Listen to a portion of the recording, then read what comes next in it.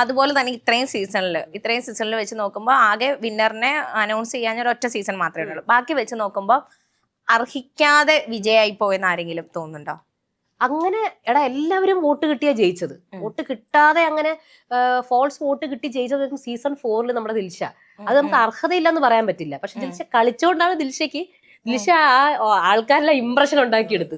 അതെ, ഇംപ്രഷൻ ഉണ്ടാക്കിയെടുത്തു. അതായത് എനിക്ക് വോട്ട് ചെയ്യൂ എന്നുള്ള ഇംപ്രഷൻ ഉണ്ടാക്കി ദിൽഷ എടുത്തു. അത് ദിൽഷയുടെ കഴിവാണത്, ദിൽഷയുടെ ഗെയിമാണത്, ഗെയിമാണ്. ആ ഇതില് സത്യം പറഞ്ഞാല് എനിക്ക് തോന്നുന്നു ഇമോഷണൽ ആയ ആൾക്കാർ അതിൽ വീണാണ് അയ്യോ നമ്മുടെ ആൾക്ക് വേണ്ടി നമ്മൾ എവിടെ ജയിപ്പിക്കണം എന്നുള്ള രീതിയിലേക്ക് ആൾക്കാർ വന്നു.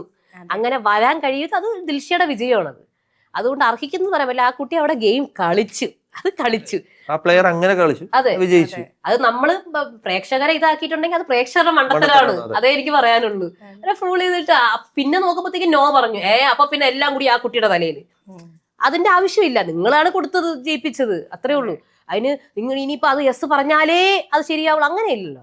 പക്ഷെ അത് ഇതാക്കാൻ ആ കുട്ടിക്ക് കഴിഞ്ഞു. അതിൽ വീണു. ഒരു ഗെയിമർ എന്നുള്ള നിലയിൽ അതെ ദിൽഷ, അത് എനിക്ക് അതിൽ പറയാതിരിക്കാൻ പറ്റത്തില്ല. ദിൽഷ അവിടെ പക്ഷെ നമ്മള് പറഞ്ഞ പ്രേക്ഷകർ അവിടെ അമിതമായ പ്രതീക്ഷ, കല്യാണം, ഓഡിറ്റോറിയം ബുക്ക് ചെയ്യല്, ഇതൊക്കെയാണ് കമന്റ് ബോക്സില്.